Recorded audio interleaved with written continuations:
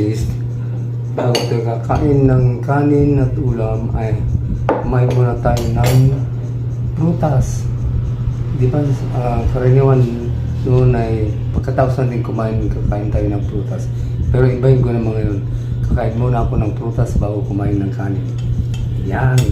At sabi ng nutritionist, ang saging saba ay mas mainam, mas masustansya kung kakainin hilaw. Ayan, kainin ko na.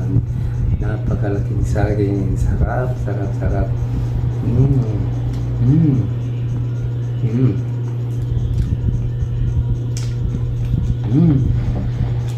Dito kong saging.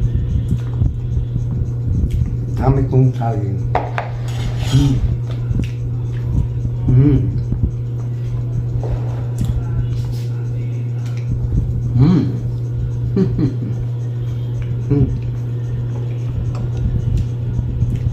Yan, gusto ko na ang kanin.